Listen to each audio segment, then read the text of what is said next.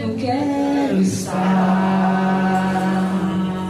junto a teus pés,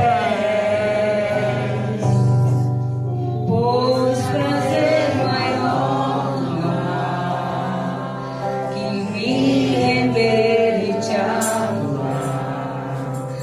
Tudo que há em mim quero te ofertar, mas ainda é pouco, eu sei, se comparar com o que vem. Não sou apenas servo, teu amigo me tornei.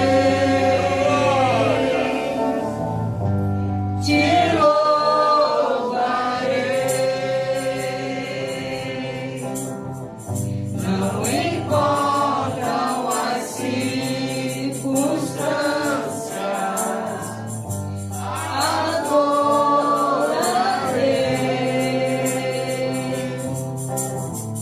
somente a ti, Jesus.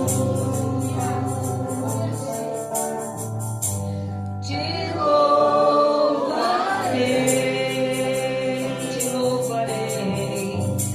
não importam as circunstâncias, adorarei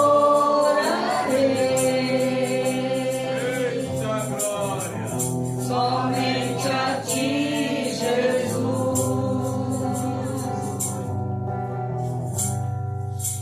Perto quero estar, junto aos teus pés, pois prazer maior não há que me render e te adorar. Tudo que há em mim quero te ofertar, mas ainda é pouco, eu sei, se comparar o que vem. Não sou apenas servo, teu amigo me tornei. Te louvarei,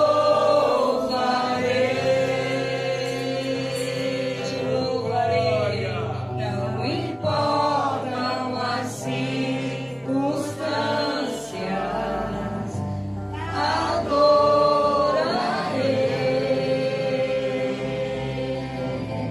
somente a ti, Jesus. Glória a Deus.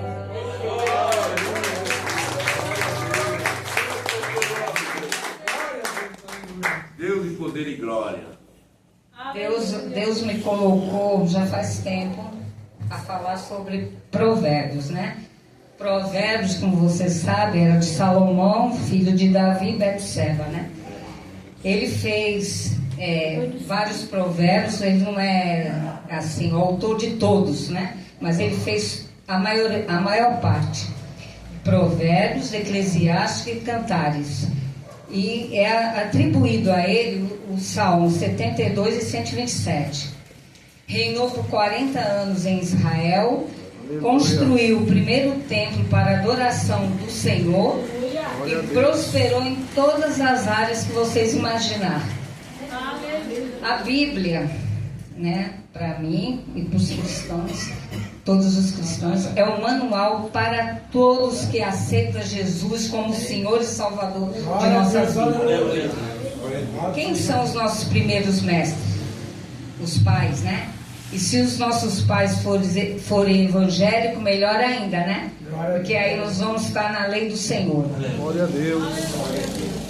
Os pais, como os primeiros mestres, têm obrigação de passar os ensinamentos aos seus filhos crentes. A sabedoria, como diz Salomão aqui em Provérbios, começa no temor ao Senhor. E a palavra-chave do seu significado inclui a ideia de aplicar a inteligência divina nas ideias práticas humanas do cotidiano. Então, em tudo, né? A gente fala assim, criança não vem com manual, mas nós crentes temos um manual para a vida, é a Bíblia. Né? Então, por exemplo, vamos fazer uma compra, ou vamos ser fiador, vamos fazer uma operação, vamos casar, tudo nos leva a pedir a presença do Senhor na nossa vida e dar solução para todos os nossos problemas? Aleluia, glória a Deus. Sim, né? Tem uma irmã da igreja que foi ser fiadora. Então, ela não leu essa parte de provérbio. Porque quem é fiador de alguém fica refém da pessoa, né? Porque a gente fica pensando, a gente que é correto fica pensando, meu Deus, e se não pagar? Né? A gente fica sempre com o pé atrás, por quê? Porque a gente não está no coração das pessoas. E cada cabeça tem uma sentença, né? Cada cabeça pensa de um jeito. Às vezes eu vou falar um versículo aqui, cada um vai ter a sua interpretação. Mas a Bíblia nos diz que a interpretação é a mesma, né? A palavra do Senhor não muda, né? As interpretações podem ser diferentes, mas a palavra não muda, né? Então, os ensinamentos bíblicos são atemporais. O que quer dizer? Não tem tempo para a gente colocá-los em prática. Desde lá do tempo de Moisés, né? Até hoje, as pessoas, parece que o tempo passou, mas a Bíblia não passa, a palavra de Deus não passa nunca. Então a Bíblia é aplicada a tudo, né, que a gente vai fazer. A gente que é crente, tudo a gente põe Deus na frente.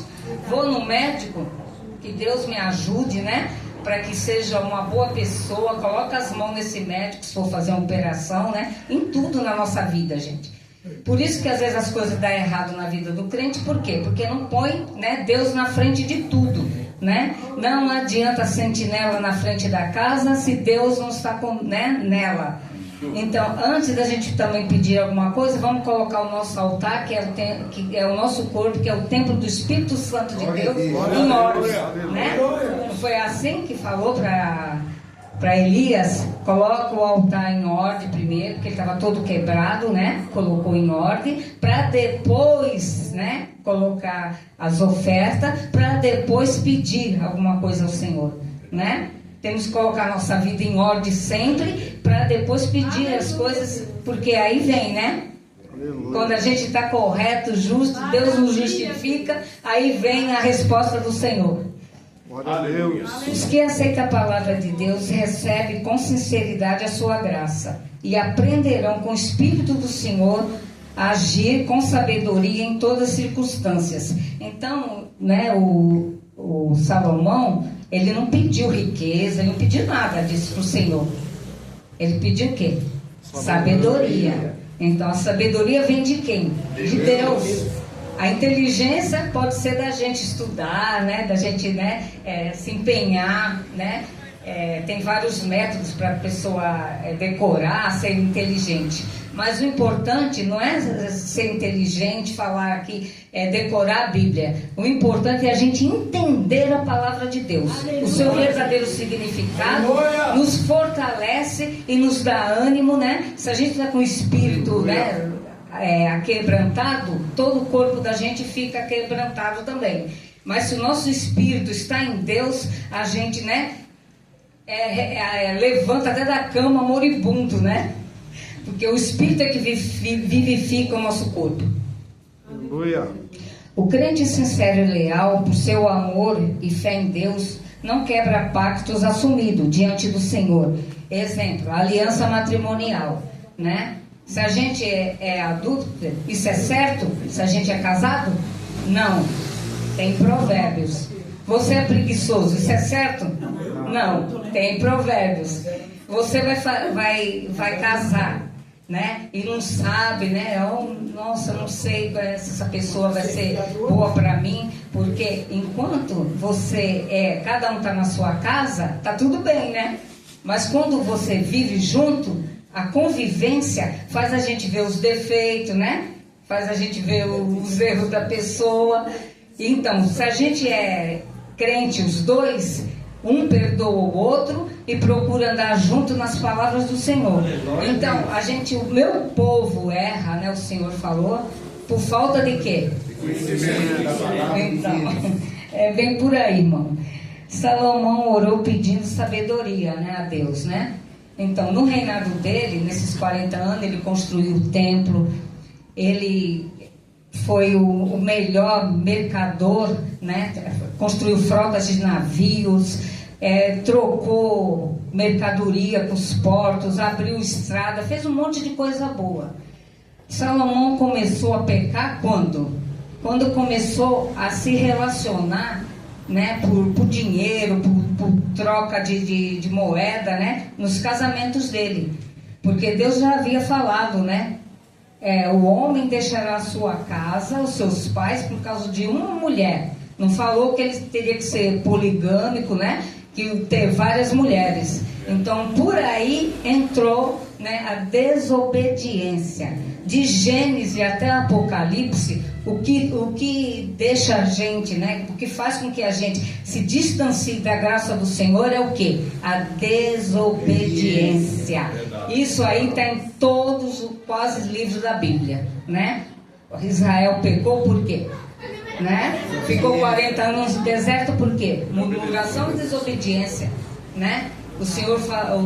Moisés falou, fique aí que eu vou subir, vou pegar, né, as tábuas da lei. Demorou um pouco, o povo já estava se corrompendo, né? Já estava desobedecendo a palavra de Deus.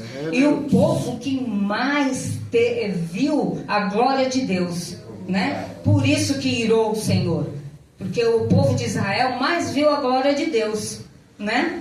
Viu o mar vermelho se abrir, né? Viu pela manhã, né, a nuvem que ficava em cima do povo para refrescar, porque lá era deserto. Viu à noite uma coluna de fumaça clarear, né? Dar o aquecimento, porque assim, deserto, por exemplo, chega a 50 graus durante o dia e à noite cai drasticamente a temperatura. Chega a 0 grau até. Então, as pessoas, né, que mais viveram, né, foi Israel. Então, isso acendeu a ira do Senhor, a desobediência, né? Até hoje. Então, os pais, como os primeiros mestres, né, ajudam seus filhos, né, dando uma direção a todos eles. Porque depois, colocando a criança no lugar, né, sempre com Deus, a criança não vai se desviar quando estiver grande, nem para a direita nem para a esquerda, né? Aleluia. Deus lhe prometeu paz, né, a Salomão, né? Com a sabedoria dele, ele teve paz durante o reinado dele, prosperidade e longevidade saudável. Quer dizer, teve saúde, né? Se permanecesse o quê? Obediente à sua palavra. Aleluia. Então, ele começou a se desviar da palavra de Deus quando começou a construir o templo. Porque ele pegou o próprio povo para escravizar. Porque as pessoas trabalhavam dia e noite, pegou outras pessoas que eram escravos mesmo, né? E o próprio povo para escravizar. Cobrou impostos altos para poder manter essa monte de mulher, 700 mulheres, 300 concubinas, né? Então ele tinha que ter dinheiro, comida, né? E perseverança, né? Aleluia. Não devemos confiar jamais apenas em nossa força, né? E sentimento, mas depositar toda a nossa fé no amor e poder de Deus. Glória a Deus. Israel, por exemplo, passou por um período de disciplina que durou quantos anos no deserto? 40 anos. Então, quando o pai ama seu filho, ele disciplina. Ele não deixa ele fazer o que quer, né? Então, por isso que a gente, como filho, né, como filhos de Deus, a gente tem que disciplinar os nossos filhos, Aleluia. nossos netos, né, quem esteja no nosso, né, na nossa disciplina, né? A gente não pode deixar a criança entregue a si própria, porque ela vai se desviar do caminho, né, mais tarde. Deixar de fazer o bem que sabemos e podemos é um grave pecado de omissão. A gente sabe que tem que ajudar, né? E a gente não faz.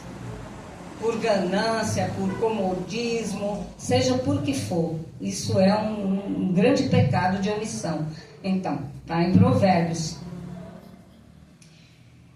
O Senhor abomina qualquer tipo de prática pagã, que é maldade, arrogância, indiferença, perversidade, degradação moral. É o que o mundo anda hoje aí perdido, né? Em tudo isso aí. Porém, o justo é considerado seu grande amigo. O justo somos nós que somos justificados por Deus. Nós somos justos. Em muitas ocasiões, o próprio Jesus, o Senhor, referiu-se a provérbios para ministrar os seus amados ouvintes. Provérbio 14, 11. Jesus nos ensinou que a boca fala do que o coração está cheio, porque o coração é a sede dos sentimentos, sendo o corpo do cristão o templo do Espírito Santo. Então, a gente não entristecer o Espírito Santo, né? Glória a Deus. O verdadeiro amor, em toda a amplitude do seu significado, sempre promoverá o perdão e a reconciliação. Jesus Cristo foi quem pagou toda a nossa dívida por meio do seu próprio sangue e nos deixou o maior exemplo prático de perdão, de amor e perdão. A inveja, o mexerico e a maledicência são outras formas da gente desviarmos do amor de Deus, né? Porque às vezes, né, a gente quer ser juiz, né? Quer ser juiz, e o verdadeiro juiz, quando Salomão ainda andava nos caminhos do Senhor, o que ele fez? Quando a gente quer ser o verdadeiro juiz, a gente não escuta só um lado. Só um lado. Por exemplo, vem uma irmã falar para o missionário: olha, fulana fez isso e isso comigo. Aí ele tem que ir lá na fulana, ver o que ela, né, pensa também.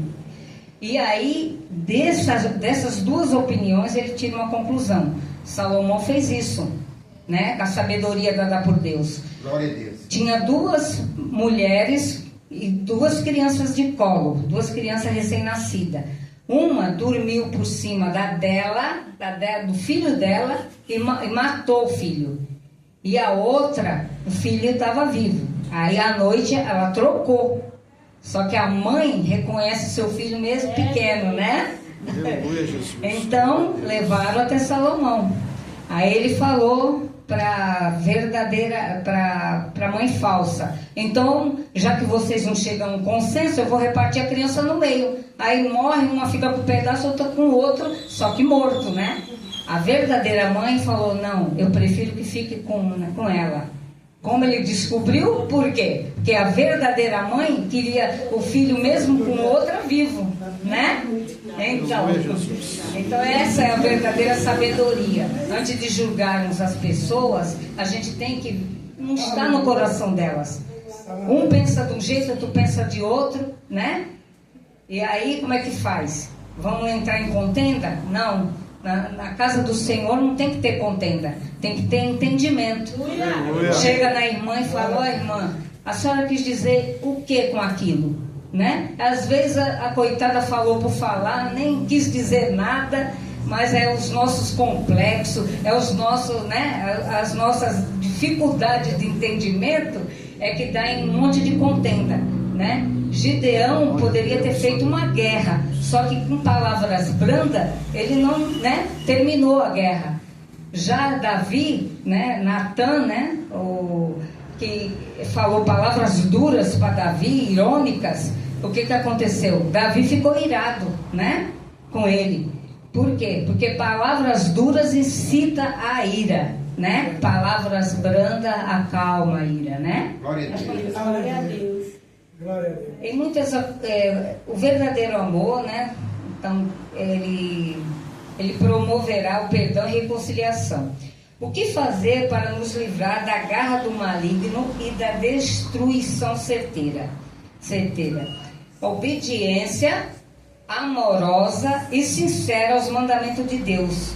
Não há como justificar, né, os nossos erros, né?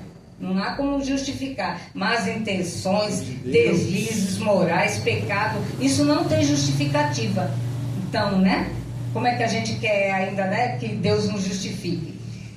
Então, somente o sincero arrependimento e confissão dos pecados, pedir perdão ao Senhor e mudança radical de atitude. Você está vendo que está fazendo coisas erradas, né? Ai, mas Deus me perdoa. Depois Deus é bondoso, né? Deus nos perdoa.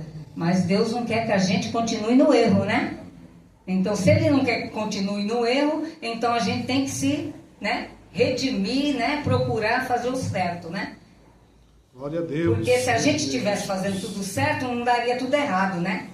Algumas coisas dão errado na nossa vida por causa de quê? Da desobediência e de ler a Bíblia, né? Porque na Bíblia tem tudo, de A a Z. Como se comportar. Jesus nos deu parábolas, né? Salomão, Deus através de Salomão nos deu os provérbios, né? E o que aconteceu com Salomão no final da sua vida? Vocês perceberam, né? Que ele fez Eclesiástico, que é um tipo de uma depressão, né? Ele viu que tudo aquilo que ele construiu, nossa, templos, palácios, e tudo vinho que bebeu, e todas as coisas boas que ele usufruiu, não valeu de nada, por quê? Porque veio, né, o arrependimento, porque foi muitas coisas que ele fez em vão, né? Para que serve? Para que edifica o que ele fez?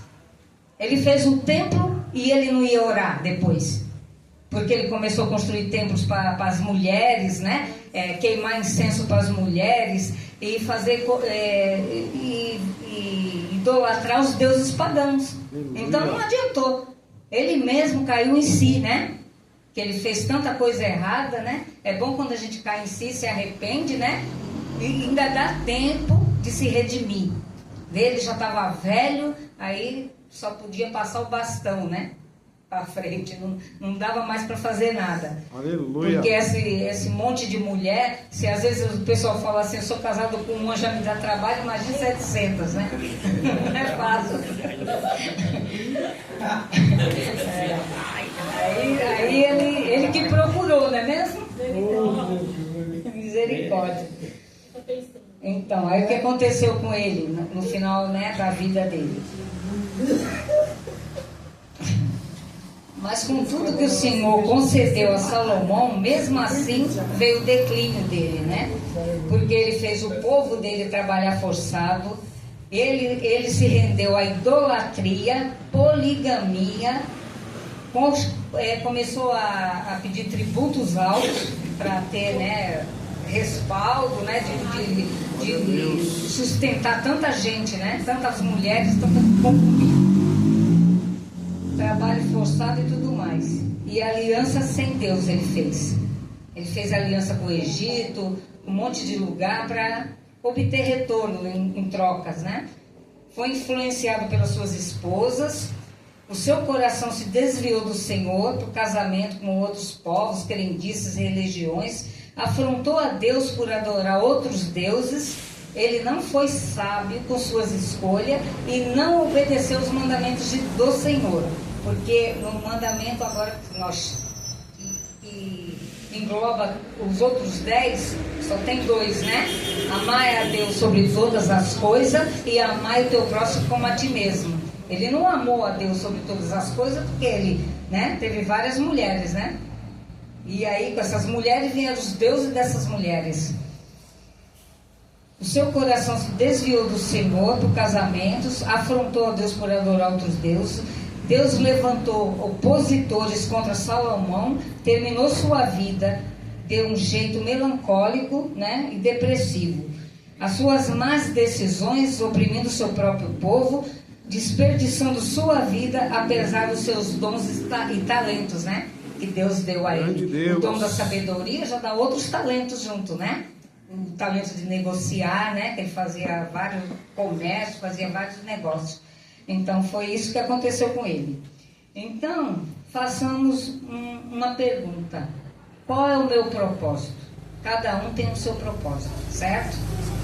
Qual o seu propósito perante Deus?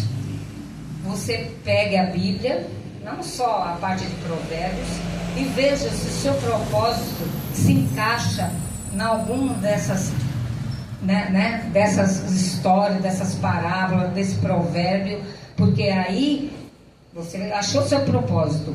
E aí depois o que você vai fazer? Se o seu propósito for verdadeiro e de Deus, aleluia, tudo vai fluir, né? Glória a Deus. Todas as coisas cooperam para o bem daqueles que te amam. Então vai tudo fluir, vai tudo cooperar, vai tudo dar certo.